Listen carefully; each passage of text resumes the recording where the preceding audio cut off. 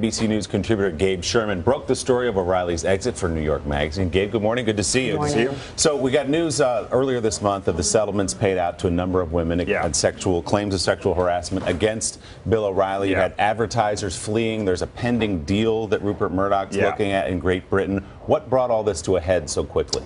Really, this was a storm that the Murdoch family wanted to weather, but ultimately they realized they couldn't. What I learned overnight is that yesterday morning, the law firm Paul Weiss presented their findings to the Murdoch family, Rupert and his two sons, James and Lachlan. They learned that the allegations against O'Reilly are even more extensive than we know, and they realized that they could not save him, and they had to pull the Band-Aid off and make the decision to push him out. That was the big question, whether there was another shoe to drop, and your reporting suggests that perhaps there is. And the other ticking clock is that there is a board meeting for the parent company of Fox News taking place in New York today, and they wanted to have this resolved before the board of directors all come into New York. So this was a very fast-moving story. Gabe, was there inside Fox till the end a pro-O'Reilly camp? Were there people arguing for him to keep his job?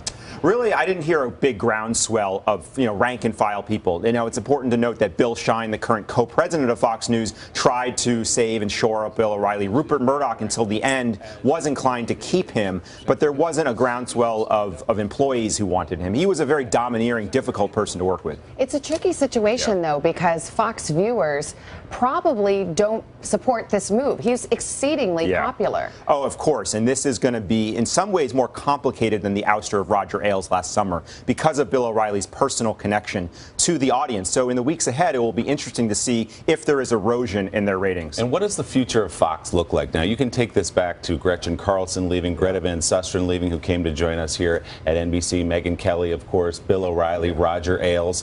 Is this a different network now, philosophically?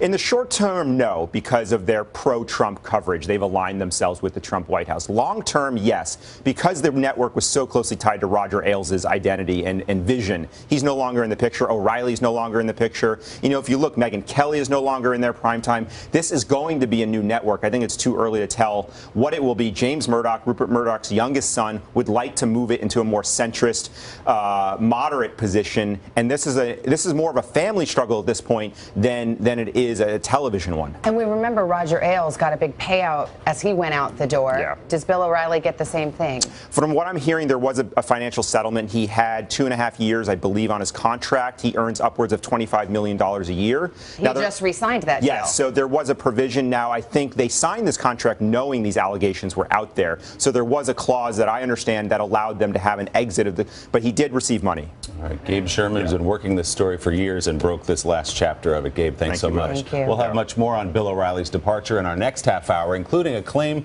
from his attorney that he has evidence of a smear campaign against O'Reilly.